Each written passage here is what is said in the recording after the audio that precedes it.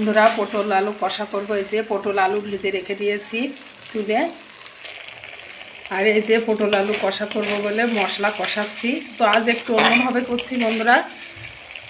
আদা, জিরে, শুকনো লঙ্কা, পেঁয়াজ, পরিমাণ মতন পেঁয়াজ, রসুন সব কিছু একটু বেটে নিয়ে, দারচিনি এলাচও একটু বেটে দিয়েছি, দিয়ে আর কি জিরে ফোড়নে দিয়েছি, দিয়ে মশলার সঙ্গে কষিয়ে গোটা টমেটো কেটে দিয়েছি, মানে টুকরো টুকরো করে দিয়েছি, আর কিছু টমেটো চীনাবাদামের সঙ্গে বেটে দিয়েছি, দিয়ে এই যে মশলা কষাচ্ছি বন্ধুরা। তো আজ এইভাবে রান্না করব।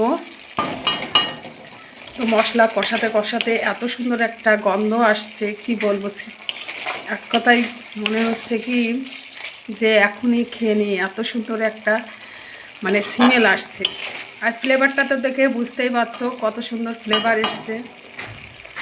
তো বন্ধুরা তোমরা দেখতে থাকো, পুরো ভিডিওটা শেয়ার করার সম্ভব হচ্ছে না, তো যতটা পাচ্ছি তোমাদের সঙ্গে শেয়ার করছি। বন্ধুরা এই যে তেল ছেড়ে দিয়েছে, এবার পটল আলুটা ঢেলে দিয়ে ভালো করে কষিয়ে নেব। এই যে পটল আলুটা ঢেলে দিচ্ছি, ঢেলে দিয়ে ভালো করে কষিয়ে নেব, নিয়ে তারপরে তো জল ঢেলে দেবো। দেখতে পাচ্ছ বন্ধুরা কত সুন্দর আর কি ফ্লেভার, দেখেই তো বুঝতে পারছো তোমরা।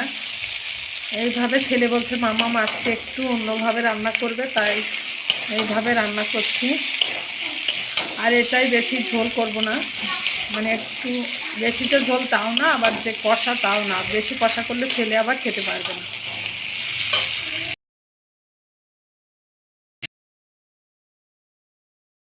বন্ধুরা এই যে পটল আলুর সঙ্গেও ভালো করে কষিয়ে নিয়েছি, দেখতে পাচ্ছ তেল ছেড়ে দিয়েছে। তো এবার জল দিয়ে দেব, তো জলটা দিয়ে দিচ্ছি।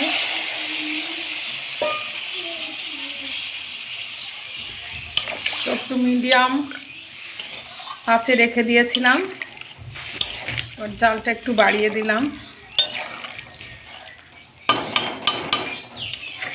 তো আমি যে খুব বেশি তেল দিয়েছি তা নয় বন্ধুরা, অল্প তেলেই রান্না করছি, তাই দেখো তাই এই তেল উঠেছে। তারপরে তোমাদের নামানোর পরে দেখাচ্ছি।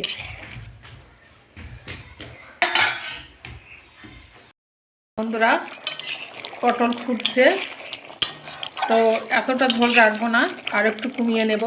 তো তোমরা এইভাবে রান্না করবে বন্ধুরা, খেতেও ভালো লাগে। নারকেলের দুধ দিয়ে রান্না করলেও ভালো লাগে, তারপর ডিম দিয়ে, নারকেলের দুধ দিয়ে, পটল দিয়ে, আলু দিয়ে রান্না করলেও ভালো লাগে। পটল যেভাবে রান্না করবে খেতে ভালো লাগে। এখন গরম মশলা বাটাটা দিয়ে দিচ্ছি, কারণ কাঁচা কাঁচা যদি গন্ধ বেরোয় তার আগে একটু 5 মিনিট আগেই দিয়ে দিচ্ছি, দিয়ে একটু নেড়ে দেবো। হয়ে গেলে নামিয়ে তোমাদেরকে দেখাচ্ছি।